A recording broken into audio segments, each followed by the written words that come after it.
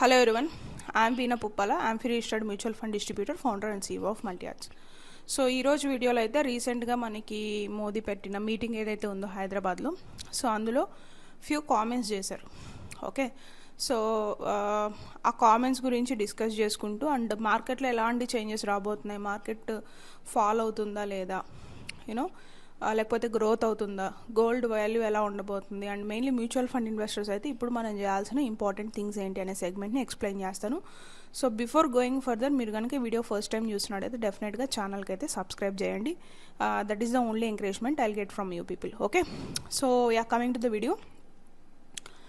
రీసెంట్గా హైదరాబాద్లో జరిగిన మీటింగ్ ఏదైతే ఉందో అందులో మోదీ గారు కొన్ని స్టేట్మెంట్స్ అనేవి చెప్పారు. సో మెయిన్లీ అవి చాలా వైరల్ అవుతున్నాయి, కాంట్రవర్సీ కూడా అవుతున్నాయి. ఎందుకంటే బిఫోర్ ఎలక్షన్స్ వరకు అంత స్టేబుల్గా ఉంది అని మెన్షన్ చేసి ఆల్ ఆఫ్ ఏ సడన్ నేను ఎందుకు ఇన్స్టేబుల్ అయింది అనేలాగా మనకి కాంట్రవర్సీస్ కూడా క్రియేట్ అవుతున్నాయి. సో నేనైతే అది ఎక్స్ప్లెయిన్ చేయడానికి మీకు ట్రై చేస్తాను.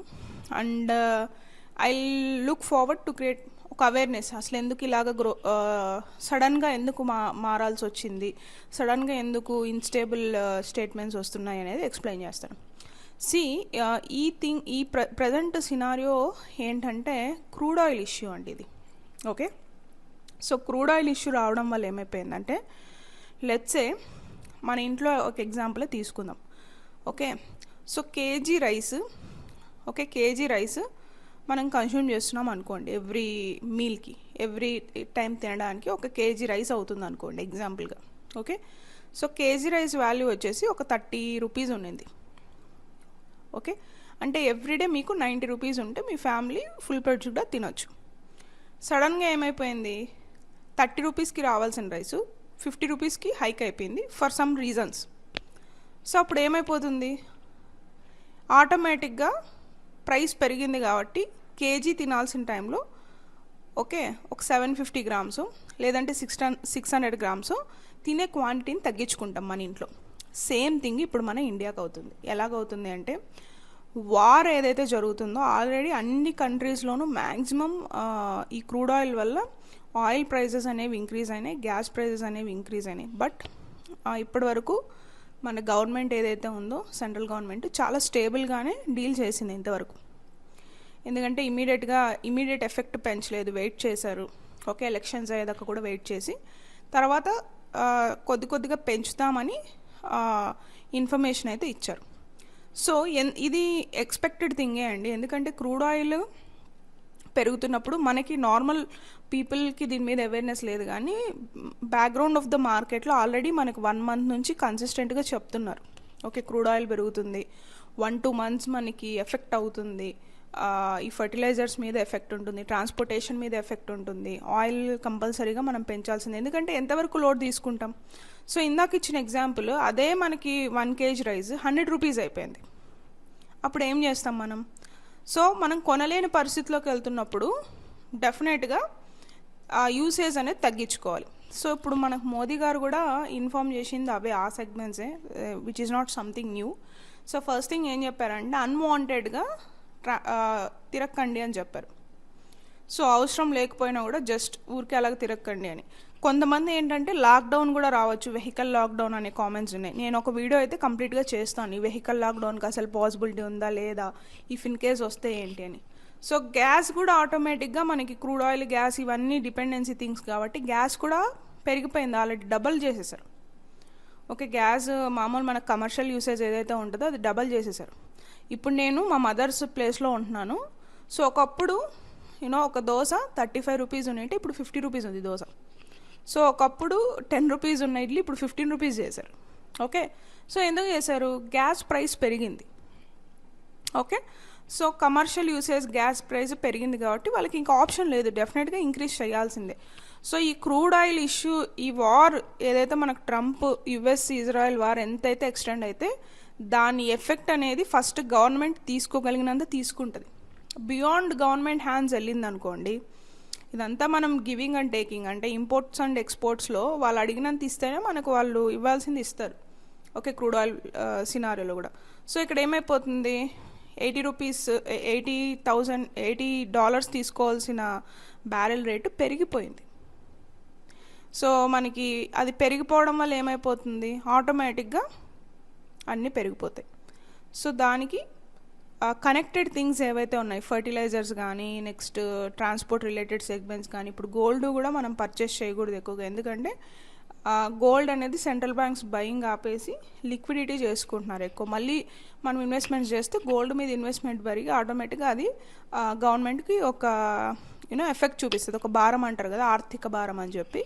సో అలాగా ఫైనాన్షియల్ ఎఫెక్ట్ అనేది పడుతుంది నెగిటివ్ వేలో. సో ఇవన్నీ కన్సిడర్ చేసి మోదీ గారు మనకి అవి చెప్పడం జరిగింది. మెయిన్లీ అన్వాంటెడ్ జర్నీస్ చేయకండి అని చెప్పారు, ఫారెన్ ట్రిప్స్కి వెళ్ళొద్దని చెప్పారు, గోల్డ్ ఒక 1 year దాకా పర్చేస్ చేయొద్దని చెప్పారు, పబ్లిక్ ట్రాన్స్పోర్ట్ని యూస్ చేసుకోమని చెప్పారు, అండ్ ఫారెన్ రిలేటెడ్ థింగ్స్ ఏవైనా ఉంటే అవి ఎక్కువ కొనకని చెప్పారు. ఎందుకంటే ఇప్పుడు మీరు అవి కొన్నారు.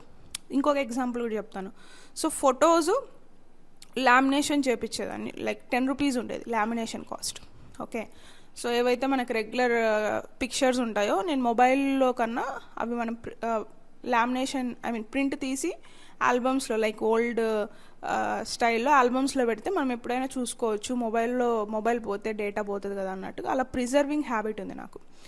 సో ఏమైందంటే 10 rupees ఒక కాపీ ఉన్న కాస్ట్ ఇప్పుడు 15 rupees అయిపోయింది. ఎందుకు 15 rupees అయిపోయిందంటే, డాలర్ రేట్ పెరిగితే ఆ లామినేషన్ కాస్ట్ కానీ, కెమెరాస్ కానీ అన్నీ కూడా పెరిగిపోయినాయంట.